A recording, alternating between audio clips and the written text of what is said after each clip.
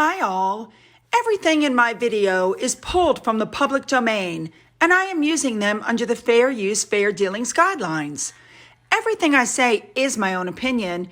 You should look into this information for yourselves, but I'm pretty sure I'm right. Good morning, everybody. All right, this is going to be, again, one of my shorter videos. We're just going to cover a few updates today. Tomorrow, we're really going to look at Kate's visit, her solo visit. But today, since it's just started, we're going to skip over that and get to the other stuff, okay? So let's just jump right in and let's go. We're starting off actually with Boris this morning because do you guys remember Samantha the Panther? She's the one who taught Meghan how to be royal, even though Meghan said she didn't. Anyway, he's actually looking to hire her to help out gatekeeping and bring order to the chaos that is now number 10 Downing Street. I don't know that anything is going to help. I think Boris needs to go, but that's just my personal opinion. All right, moving on. The stories are coming out that Harry and Meghan are very money-driven and they want to earn millions and millions a year like James Corden while they try to make themselves look like they're doing good things. Okay, how's that working out for you?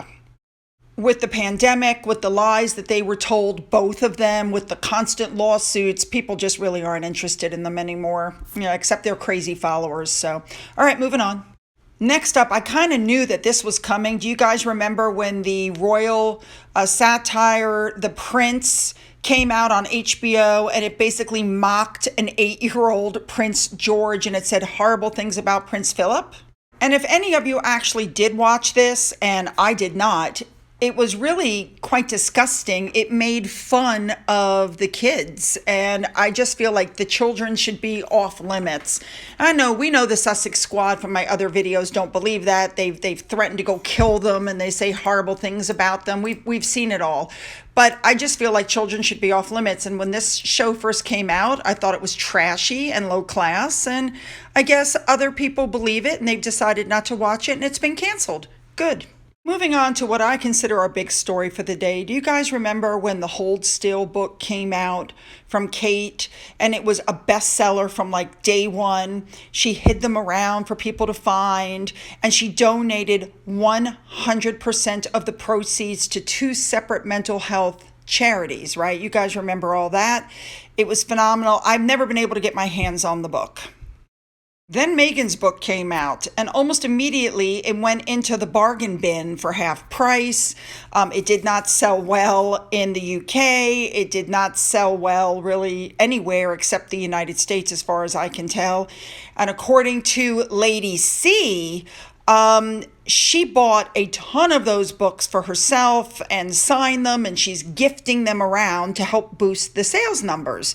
I don't know how much of that is true, but that's what Lady C reported. Now, the critics had a lot to say about Meghan's book, and we know already that the book has not sold well. She was plugging it on Ellen. When she went to Harlem, she was basically plugging it to those kids. She sent one home with each of the children. I mean, and she probably signed the inside of it as well. The book, when it was talked about by other people, they said it was basically bland and it was a self-help book for children and nobody knew what it was supposed to be. It was just like a book of rhymes, and it finally did hit the New York Times bestseller list.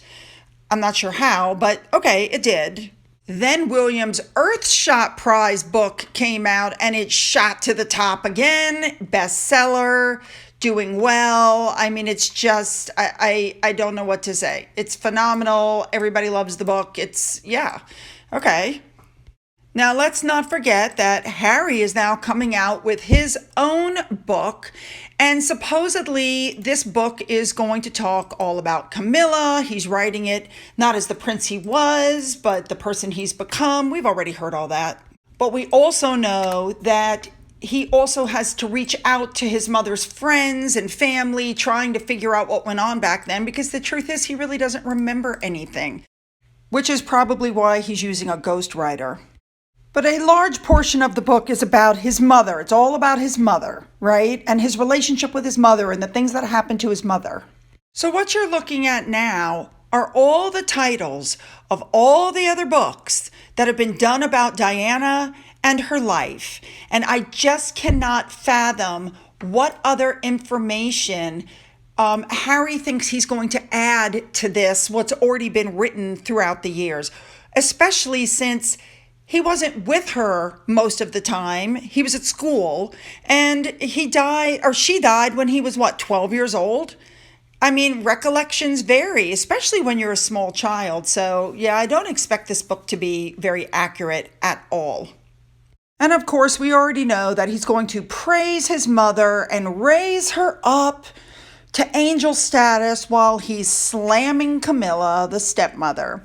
Now, he's already said before, she's not the evil stepmother. He likes her very much. She's a very sweet woman. She keeps Dad happy. Don't feel bad for me, feel bad for her. But of course, we all know that when the book comes out, he plans on trashing her. I'll be interested to see how high up this book goes and if it comes even close to what William and Catherine have achieved. One of my short but sweet videos. Make sure to leave those comments because you know I read them. I want to hear your thoughts on all of this. Don't forget to hit the subscribe button and the bell to be notified. If you've already subscribed, please double check that button and make sure you're still subscribed. Don't forget you can follow me on Twitter. You can follow me on Getter. You can email me. For those who have donated to my coffee fund, thank you so much. And as always, you guys, have a great day.